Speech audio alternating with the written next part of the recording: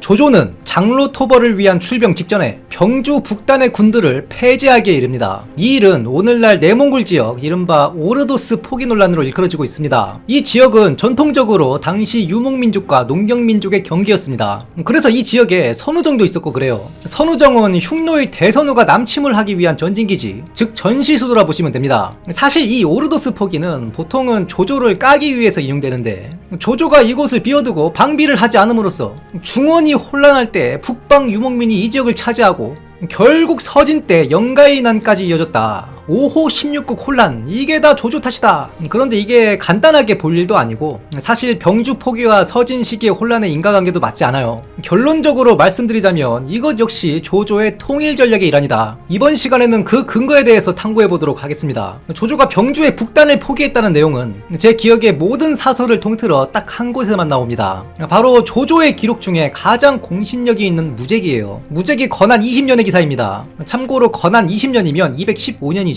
성, 운중, 정량, 오원, 삭방군, 여기서 성은 살피다 또는 덜어내다 로 해석합니다. 이 구문에서는 둘 중 무엇으로 해석해도 뜻이 통해요. 운중, 정량, 오원, 삭방군을 드러내요. 여기서 이 네 군은 병주의 속군이에요. 군치, 일현령, 기민, 일개 현령이 그 백성들을 다스리게 하고, 이 말은 군에서 현으로 격하한 겁니다. 각 4개 군이면 4명의 태수가 각 군을 다스리고 있었겠죠. 이걸 각각 군이 아닌 현으로 격화시키고 현령이 다스리게 하였다. 합 2위 신흥군, 이들을 합쳐 신흥군이라 하였다. 즉 군 4개를 각각 현으로 격화시켜서 4개 현으로 구성된 하나의 군으로 만든 겁니다. 4개 군이 달랑 현 4개 딸이 1개 군으로 단순화된 거죠. 그런데 산화광은 자치통감에서 이 기록을 인용하지 않았습니다. 뭐 통감고의에 인용하지 않은 이유를 적어놨겠죠. 이게 고의 한 권 23이나 24쯤에 나올 건데 저도 책을 못 구해서 뭐라 해놨는지 확인은 못했습니다. 다만 이건 명확한 역사적 사실로 보인다. 병주목이라든가 병주 자사가 한나라 말기 그리고 원소 때만 해도 굉장히 막강했어요. 그 동탁이 여포를 꼬드겨서 정원을 제거했죠. 이거 여포 하나 얻으려고 한 게 아닙니다. 정원이 이끄는 병사가 병주군이었어요.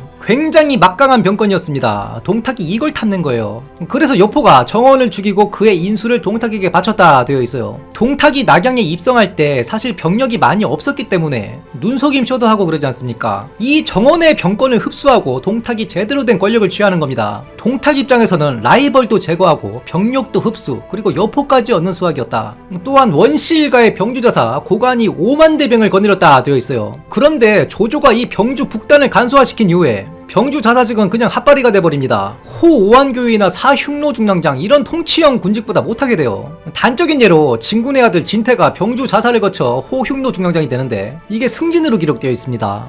그리고 삼국지 게임 보면 병주 다 비어있죠. 기껏해야 상당 정도 구현되어 있는데 다 이유가 있는 겁니다. 주요 기록이 없거든요. 자, 그렇다면 조조는 왜 이 병주의 북단을 포기했는가? 전술했듯이 통일 전략으로서 국경 하나 줄인 겁니다. 조조가 이런 행정 조치를 한 215년에 어떤 일이 있었냐면 바로 유비와 송건의 이강대치가 있었습니다. 연결이 되죠. 조조가 바로 장로를 치러 가지 않습니까? 무제기의 이 병주 북단 포기 기사는 정월에 조조의 딸 조절이 헌제의 황후가 되었다. 그리고 3월 장로를 도모하기 위해 출병했다. 이 사이에 있어요. 즉 조조의 이 조치는 215년 1월에서 3월 사이에 이뤄진 것이며, 이 행정 조치를 하고 바로 조조는 장로 토벌을 위해 출병한 거예요. 당시 중원에서 가장 두려워했던 모반의 조합이 있습니다. 바로 한나라 태수와 북방 이민족의 조합입니다. 장순의 난이 그렇게 발생했거든요. 장순이나 장거 같은 한나라 소속 태수들이 오한이랑 손잡고 일으킨 겁니다. 그리고 조조가 장로를 토벌하러 가는 이때 불과 4년 전에 오한의 무신저가 모반을 일으켰습니다. 이때 조조 본인은 장안으로 가면서 아들 조창을 오한 토벌 보내죠. 조창을 보낸 이유가 있습니다. 자신을 대리해서 보낸 거예요. 이거 잘못하면 유주 병주 일대가 다 돌아설 수가 있어요.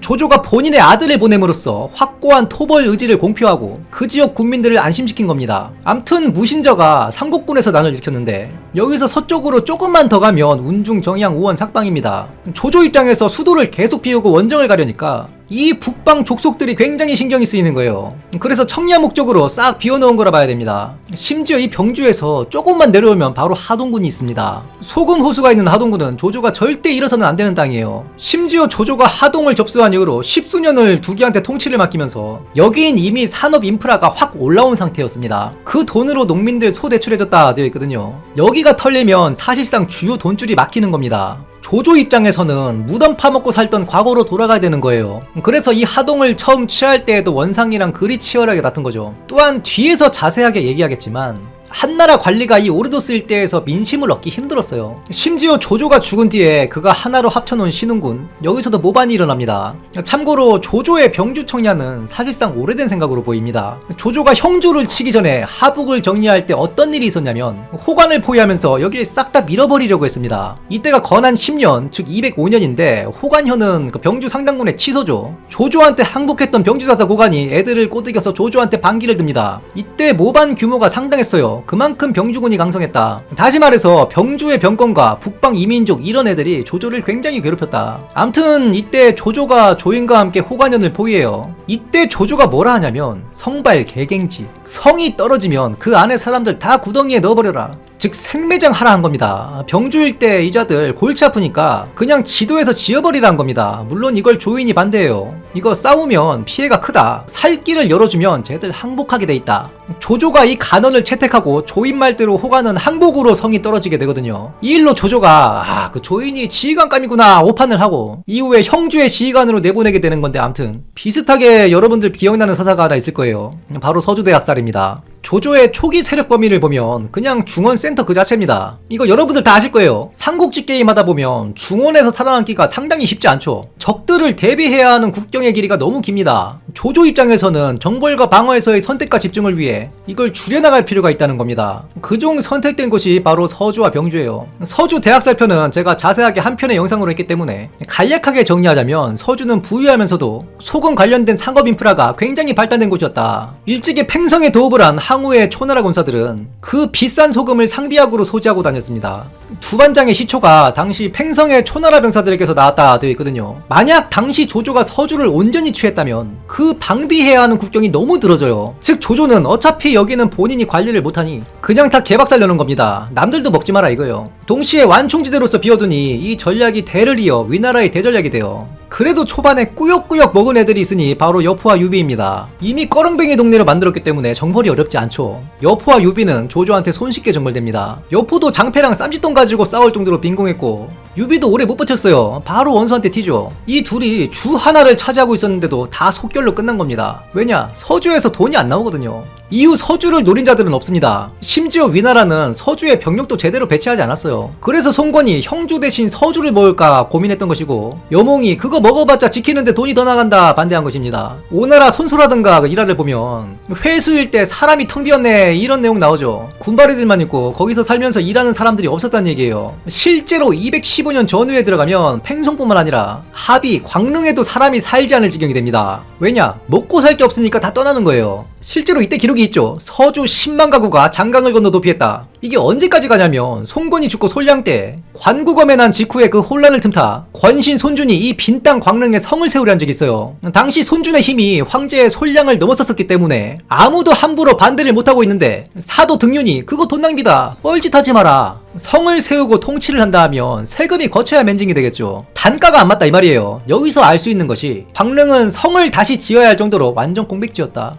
두 번째로는 수지타산이 안 나오는 땅이다. 당연히 손준이 쌓으려 했던 광릉성은 완성도 못했다 되어 있습니다. 즉 조조에게 병주 북단은 사실상 서주와 같은 개념이었다. 참고로 자동 청야된 곳이 한 곳이 있습니다. 바로 훗날 옹주, 즉 당시 경주군 일대입니다. 여긴 이각 일당이 자멸했어요. 삼보인 안으로 초토화됐습니다. 이후에 조조가 그냥 종류를 보내서 무혈 입성한 겁니다. 물론 종류한테 대병을 주거나 하지 않고 권위, 즉 절만 주고 장안으로 보냅니다. 즉 장안에는 조조의 대병이 주둔하지 않았어요. 할 수 없었던 거죠. 마든과 한수를 구슬려서 이 일대를 완충지대로 만든 건 사실상 종류의 원맨쇼였다. 그러니까 조조에게 굉장히 많은 시간을 벌어준 거예요. 그렇다면 서진 때 영가인환이 그 조조의 병주 북단 포기 때문에 일어난 일이냐? 이건 사실 전혀 상관이 없습니다. 오히려 조조가 긍정적인 영향을 끼쳤다 해석을 해야 돼요. 사실상 영가인환의 결정적인 역할을 한 게 성도왕 사마영입니다. 사마영이 업에서 버팅길 때 유연이 내가 흉노의 선우에 올라서 병사들을 이끌고 오겠다. 그러니까 사마영이 이를 허락했어요. 그래서 유연이 대선우에 오르고 5만 대병을 끌고 사마영을 지원하려 합니다.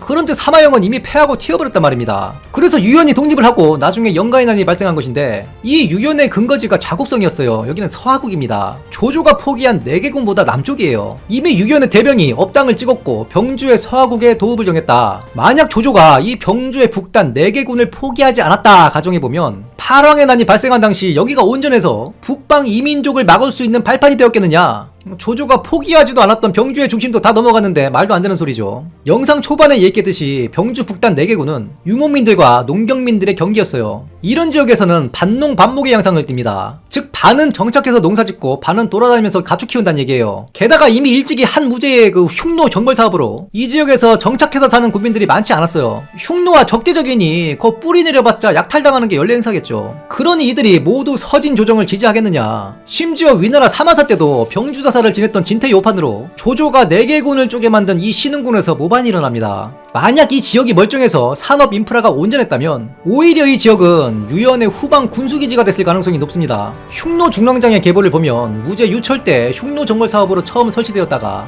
이때 선우정을 함락해요. 그리고 이후로는 이 선우정 관리가 주 목적이었습니다. 저 흉노들이 여기에 모이지 못하게 하라. 그리고 이게 나중에 병주사사 밑으로 관할로 바뀌고 폐지되었다가 조회 때 흉노중랑장직이 재설치돼요. 그러면 조회는 흉노중랑장을 다시 두면서 왜 오르도스 지역을 그냥 놔뒀느냐. 다 이유가 있는 겁니다. 여긴 민간인들 두고 통치해봤자 난이 일어나면 둘 중 하나인 겁니다. 약탈당하거나 돌아서거나, 즉 관리가 안 된다 이 말입니다. 그래서 최소한 북방의 천병으로서 이민족들이 규합하지 못하도록만 하도록 한 거예요. 이런 관점에서 본다면 영가의 난에 대한 조조의 실수가 있다면 서주처럼 병주 전체를 청해하지 못한 것입니다. 조조가 병주 상당군 호관 현민들을 그냥 다 안매장으로 주기로 했을 때 조인이 막지 않았다면 병주 전체가 싹 정리됐을 수도 있어요. 조인이 호관의 정리를 반대한 근거가 뭐냐면 이렇게 사람들을 도륙해버리면 이 병주인들이 목숨 걸고 싸울 거다. 그러면 피해가 크다 이거거든요. 상당군의 취소, 호관현이 황폐하다면 야 저긴 항복 짤 없단다. 대학살을 했단다. 우리도 살려면 싸워야 된다. 이 일이 있었던 205년은 이미 조조가 업을 점거한 이후로 굉장히 강성했던 때예요. 조인이 말리지 않았다는 가정하에 당시 조조였다면 서주마냥 이거 다 밀어버렸을 가능성이 높습니다. 그런데 냅둬놨더니 계속 여기서 모반이 일어나고 하니 조조가 안되겠다. 저기 손 안 닿는 병주 북단이라도 완충지로 냅둬야겠다. 10년 뒤인 215년에 4개군을 폐지하고 반공백지로 두는 것입니다. 마지막으로 조조의 통일 전략을 되돌아보자면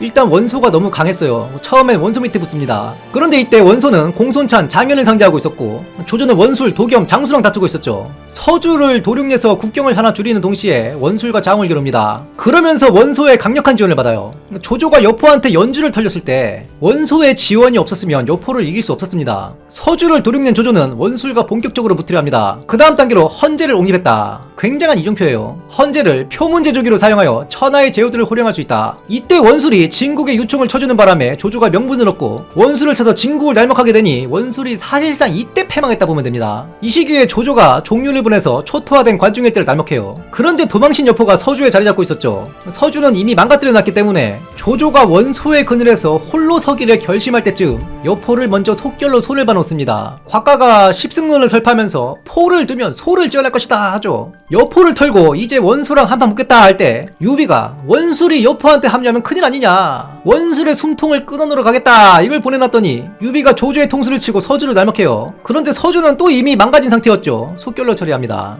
동시에 연암의 군벌장 이통이 원소로 노선을 갈아타지 않고 조조 노선을 확실히 해주니 이때쯤에는 회남과 서주에서는 실력자가 없어졌기 때문에 조조는 원소와의 장을 겨루는데 몰입할 수 있었다. 이후 관도대전과 업성전투 즉 하북을 평정하고 병주의 고관을 깨뜨리면서 병주를 평정합니다. 그 다음은 형주였는데 여기서 한번 미끄러지죠. 조급하면 진다고 이때 조조가 수도를 비우고 내려오면서 굉장히 조급했어요. 그래서 황계의 항복에 올인친 겁니다. 다음에 관서에 한수를 치는데 이때 아니나 다를까 오환이 모반을 일으킵니다. 조창을 보내서 오환을 토벌하는 동시에 본인은 동관에서 한수, 마초와 싸우는 거예요. 한수를 패퇴시키고 이후 장안을 하우연에게 맡기고 갑니다. 그리고 하우연이 양주 일대를 석권하죠. 동시에 조조는 송건을 노려요. 그러나 날씨 등의 문제로 결국 유수를 뚫지 못합니다. 이후 조조가 바로 병주 북단을 공백지화시키고 머나먼 한중으로 친정가는 것이죠. 장로를 도모하는 데에는 성공했으나 유비한테 한중을 내어주고 퇴각합니다. 그리고 몇 년 뒤에 수명이 다해 죽는 거예요. 이렇듯 조조가 구주를 통합했는데 양주는 하우연이 복속시켰다 하면 나머지 주들은 다 조조가 친정으로 취한 것입니다.